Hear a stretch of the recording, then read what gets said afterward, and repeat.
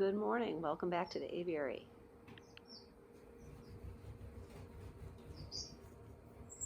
So it's about a week later, after my last video. No, a week and a half. I've already made a couple of changes in the aviary. The violet ears are out. Back in the bird room, they were intimidating to the twin spots. I kind of figured they would be. And they were also dominating all the live food, which was going to become more of a problem if they did have ever had chicks. So I just moved them back out to kind of reduce that pressure. And then one thing I did not expect was my strawberry finches were also not just intimidating the twin spots, but they were chasing, big time, chasing the males. So I presume that was the red that was triggering that, I'm guessing. So those two males, and I caught one of the females and moved her out as well. And then there's one female that's in here still, and she's not causing any problems, so I might just go ahead and leave her. In fact, shortly after I made that video, I went and caught another one of the females and brought her in so that she could have a friend. So that was completely unexpected because they had shared space in the bird room, but breeding condition changes things. So learning all the time.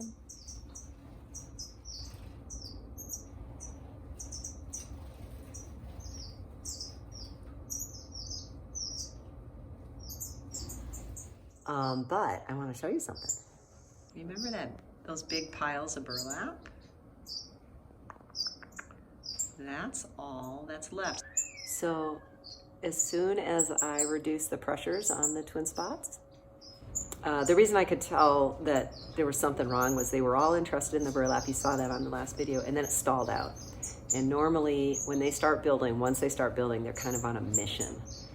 And they're just down and back, down and back, down and back, down and back. And in a couple of days, they've completed the nest build. So it stalled out, and I knew, it's not feeling right to them.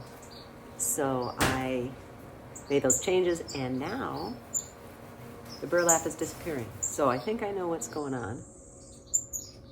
I think Amos and Nina have a nest up there. Let me show you where that is.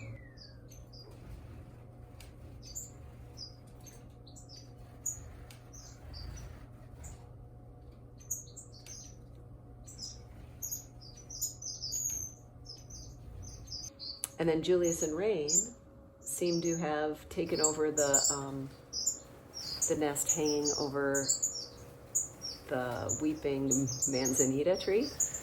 And I can always tell because Julius loves to decorate with found objects, and there's just clumps of dirt up there, eggshells and all kinds of crap.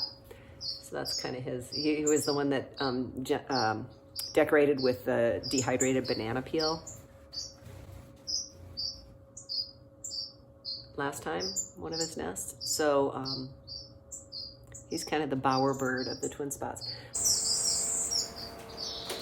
Indy and Gimpy have not really paired up.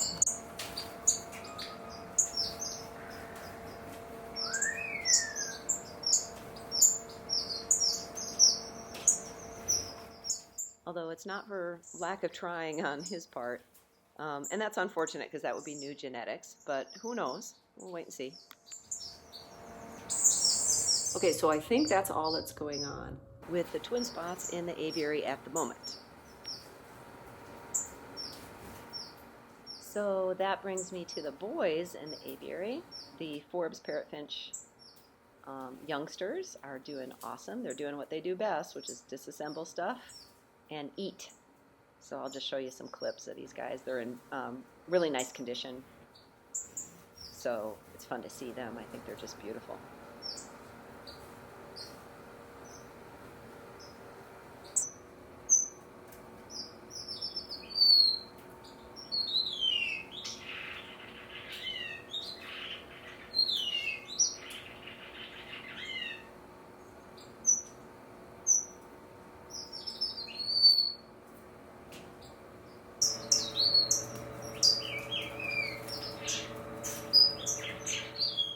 These guys have worked out really well in the aviary. Even though they're getting a lot of live food, they're not causing anybody any trouble, and they're not bickering, nor are the little gold breast males.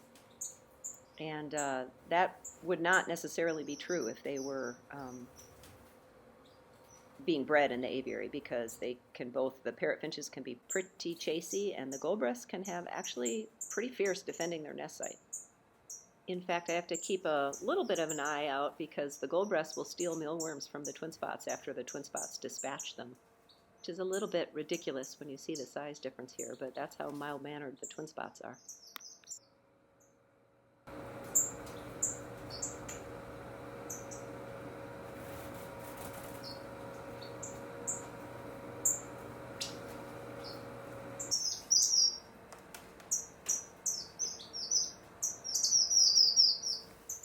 So that brings me to the black-cheeked waxbills and a little update on them. So the first thing that I think is interesting is that the two pairs that were already bonded have stayed together, even though they're sharing space in the aviary. So that's kind of, I think, interesting to note. The other thing that I think is interesting is I had assumed that once I moved them into the bigger space with more distractions and more activities that they could do, that some of the excessive preening would diminish. But as you can see, I don't have that dialed in yet. When the new feathers come in, of course, they are tending to pull them back out again. So I think I will need to separate them until they're fully feathered up and then put them back together to stop that cycle. And then I also moved my last pair of black cheeks, my third pair of black cheeks. My last pair are brother and sister, so they're not really a pair.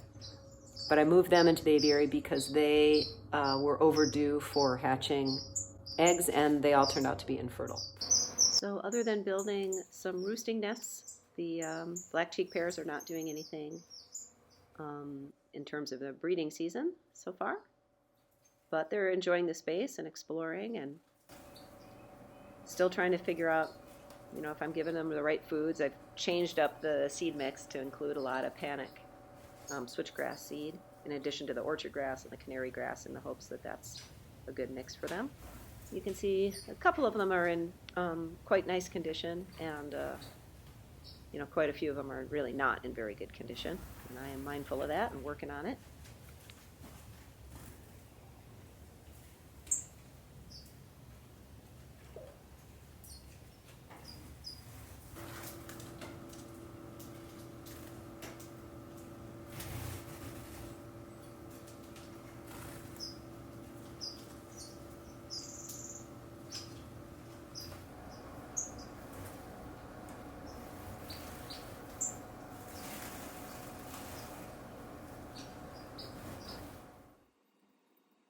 So the next milestone is just to keep track a little bit of whether the twin spots start laying, and if so, when I should start the live food in earnest, principally the fruit flies, and also the